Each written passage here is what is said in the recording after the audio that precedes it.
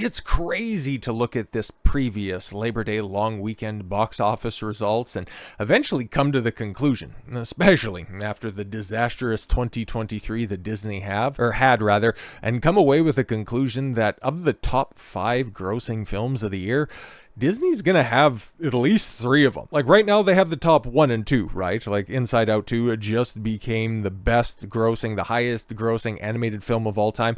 Nobody saw that one coming. That's insane. Deadpool and Wolverine, eclipsing and probably by the end of its run breaking all the R-rated records, because right now $1.2 billion. I thought it was gonna be tough to hit $1 billion, but good on them for making a fun but stupid movie. But, speaking of which, and running back the exact same bit of praise I can give them, Alien Romulus, the exact same thing, even though the shine is definitely falling off that turd a couple of weeks after release. But yeah, it's still making bank. Despicable Me 4 has a good chance of breaking $1 billion as well. And Twisters, well, that's kind of the only outlier. So Universal, after having the Mario movie and Oppenheimer, I think they had Oppenheimer last year, their biggest outing is going to end up in like 5th, depending on what the rest of the release at the end of the year. But then again, as wrong as I was, and so many other people were, about what was actually going to be a hit this year, like you had Dune at the beginning of the year. Nobody remembers that because it was such a fantastic movie, right? Like it was going to have such long legs that... Anyways, Disney has reason to celebrate. And they also have reason to just compare and contrast 2024, where there was no expectations on them performing, and 2023, when he had a full slate of releases and just about all of them bombed. None of them outside of Guardians of the Galaxy 3 ended up making money, and all that's going to do is raise the perspective value of the guy that departed your company to go run the competition. Everything else, disaster under your banner. So yeah, potentially bolstered by a lot of Fox properties. Let's keep it a buck, okay? Even though it says that, Walt Disney Studios Motion Pictures, Aliens and Deadpool and Wolverine, okay, that's old Fox stuff. Good thing you guys only needed to pay north of $70 billion to acquire that stuff so that you can make a couple billion. Well done there, Weatherman. Good acquisition. But Disney learns a valuable lesson as Inside Out 2 becomes undisputed top grossing animated film of all time. Like I said earlier, nobody saw this coming. Absolutely nobody. Everybody was looking at that going, of all the things that you're going to make a sequel to, Inside Out? Like the first one didn't even make half of the sequel made, but cinema was in a much different landscape when the first one came out. Oversaturation of political content, especially aimed at children, hadn't been a thing at that time. So yeah, a generally innocuous film like the original Inside Out could just come out and it'd be well enjoyed by, families, but then relatively forgotten. It wasn't going to have the lasting power of any of the previous Renaissance films, but hey, it was something that, it's fine. It's whatever. Families will throw it on if they're in a bind, but nobody would ever seek it out to watch it again. This time around with, and that movement being spearheaded by Disney, forcing the message over the story and the characters, hampered their performance in 2023, and because they decided to mostly overtly get rid of it, and still covertly there, if you want to pick apart the characters and plot and all that stuff, it's just not as in your face this time around. And you would hope that Disney actually learns the lesson with their success in 2024. They try to build on the success that they've had in the first half of the year to try to weather the storm that is the second half of the year. Because what does Disney follow all of this stuff up with? Okay, what do they follow the success in regards to a somewhat revived MCU? What's the next thing to come out? Agatha All Along, that's dropping, and I mean like a turd into the toilet, dropping at the end of this month. And what does it do, and where did it come from? Well, it's a holdover from a previous regime, as Bob Iger would like to point out. But at the same time, you're the asshole that would have greenlit the series that this is a spin-off from. And all the groundwork for this stuff, the way that you're trying to market this is, from the hit character getting a spin-off from Wandavision, a show that came out, what was that, in the early parts of 2021? Or maybe it was at the end of 2020. Regardless, it's been 3.5, 4 years since anybody's seen this bitch. It's been 2 since anybody has mentioned WandaVision. A way to strike when the iron is ice cold.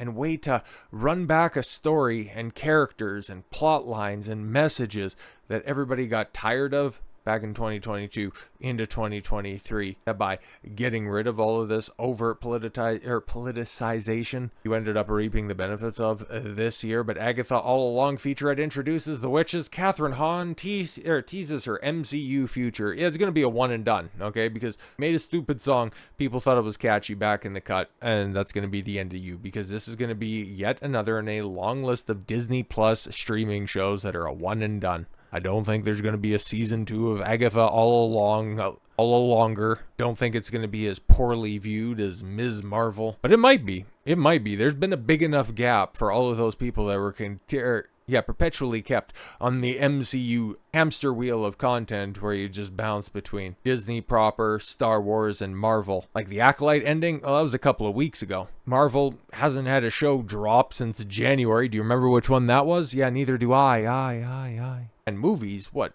Deadpool and Wolverine, that was how many weeks ago? 5 weeks ago? Yeah, it's going to be a minute before everybody can run back on capes and spandex films. But hey, they're going to turn out, because this is going to be a big gay story. I'm not even joking.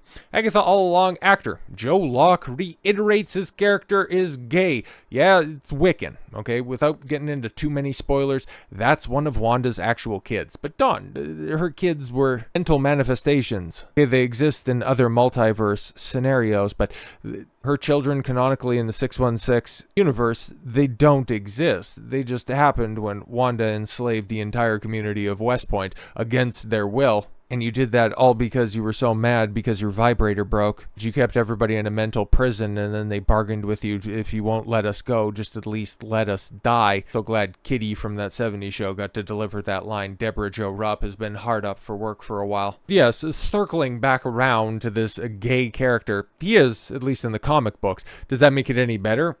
No, I don't really know if it's intrinsic to his character, because he's supposed to be a magic caster. I don't know if he's a mutant or not, but Wiccan, he's gay in the comics. But comics have been gay for a long time, so I don't really know what that means. Disney and Marvel just kind of cherry pick whatever they need for canon continuity in order to jingle enough keys for the spurgs on social media to go, well, actually. But yeah, you're comic accurate when you have nothing else to tout about your movie or your TV series. But yes, mocks Marvel fans and claims he has internalized homophobia. I'm so excited for this Agatha show, because it's got the gay character who intrinsically and intuitively hates himself. You don't hate yourself or anything like that for, your own feelings. You can control your feelings, but, you're going to feel what you feel regardless. You can't control if you feel cold, but you can control your response to being cold. If you're that internally homophobic, you can want to suck a dick, but don't suck a dick, okay? At least not on Disney Plus. That's, I think, even still a bridge too far for them. Actor Joe Locke, who plays the character named Teen in the upcoming Marvel Studios show Agatha All Along. No, he's Wiccan. That's the superhero name for him. And oh yeah, by the way, the reason that Wanda's mental babies, at least one of them, manifests in the real world is because what's the best way that I can put it?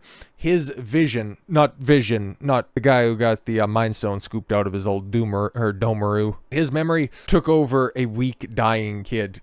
Yeah, okay, cool. Reiterated that his character is gay, while also asserting, yes, that he has internalized homophobia. In an interview with Variety, Locke shared, the show never shies away from its queerness, but it's not a defining feature of his character. It's just one layer of him as a person. Yeah, when the show comes out, I'm just going to wonder how much not shying away they do, and how it's just, he just happens to be gay. And take a wild guess is going to be front and center, because Disney and Marvel never ever subtle about this stuff, at least in recent years. Okay, it was previously revealed by Rolling Stone UK's Alistair James that Locke's character was gay. James wrote, in fact, in what is a familiar territory for Locke, Teen identifies as gay. Locke also told James the way it's explored in this show is very truthful and very positive. What type of positivity? What test came back? His sexuality is just one part of his character, or one part of the character. It does not appear that Locke's character will be the only gay character in the Marvel show. Fantastic.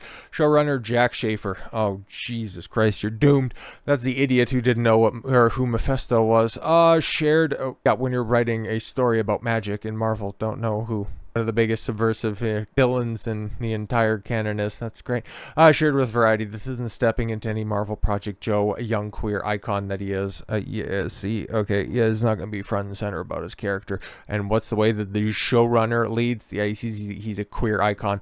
I was joining a cast of queer icons. Yeah, you excited about this upcoming project? Are you excited to bring on all that enthusiasm you were getting about the lack of message from Inside Out 2? Are you excited about the new direction from Marvel, or is this just a return to the sludge pipe? Are you excited for this? Nobody is. Guess what? It's going to be more of this, because what comes out after this? All right, Captain Black Falcon America Man in February. What comes out in May? All right, the Thunderbolts. You might get a bit of a reprieve from Fantastic Four, but at the end of the day, look at all the freaks that are in charge of this stuff. Hopefully they got rid of all the activists, because it sure looks like what's written down right now has not purged that message that we've been promised that they're course correcting from. So with all that said, thank you all very much for the gift of your time. I've been Don Consuelo. I want you to follow your gut and get after it. Take care, everyone.